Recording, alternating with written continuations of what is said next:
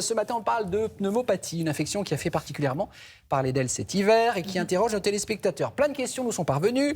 Il y a Daniel de Caen qui vous dit pneumonie et pneumopathie. Est-ce la même chose? C'est une bonne question. Bonne question, Daniel. Et oui, c'est la même chose. En fait, pneumonie, c'est le mot utilisé dans le langage courant pour qualifier une pneumopathie bactérienne, qui est une infection des tissus pulmonaires et particulièrement des alvéoles pulmonaires. Ce sont ces petits sacs dans lesquels se font les échanges gazeux d'oxygène et de dioxyde de carbone.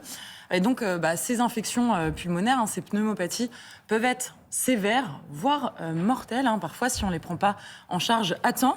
Alors, de nombreuses bactéries peuvent donner ces pneumonies et elles sont parfois aussi une complication des infections virales de l'hiver.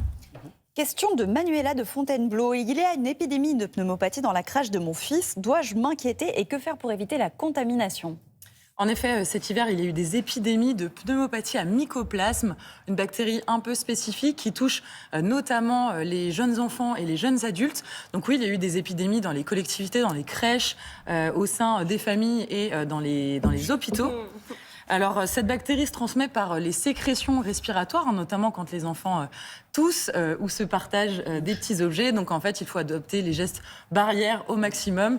Donc, je lui conseille à la maison d'essayer de bien se laver les mains. C'est coton, les gestes la barrières. crèche, Toujours, au niveau des virus et des bactéries, c'est quand même ça. On tousse dans son coude. Et pour les enfants, s'ils peuvent, essayer de porter un masque dans les cas d'épidémie dans les collectivités. C'est évident. Alors, rassurez-vous, cette infection se soigne bien avec les antibiotiques. Donc, voilà, il faut consulter s'il y a des symptômes traînants.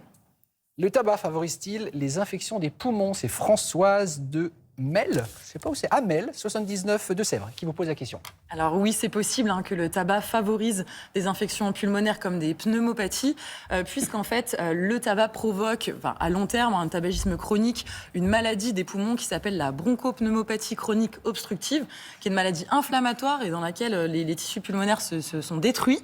Et en fait, cette inflammation chronique peut faire le lit de complications et donc d'infections bactériennes.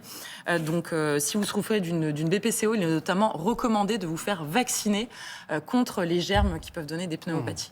Question d'Étienne de Nevers. Existe-t-il un vaccin contre la pneumopathie ? Alors justement, oui, il existe certains vaccins contre certains microbes qui peuvent donner des pneumopathies, notamment le vaccin contre le pneumocoque et contre l'hémophilus. Et en fait, il existe un vaccin qui est fait de manière obligatoire chez les nourrissons pour les protéger de ces bactéries un peu sévères. Et on peut aussi, bien sûr, se faire vacciner contre la grippe et le Covid, et donc éviter les complications pulmonaires de ces infections virales. Donc c'est recommandé notamment pour les personnes particulièrement fragiles. Merci beaucoup, Marine. Plaisir.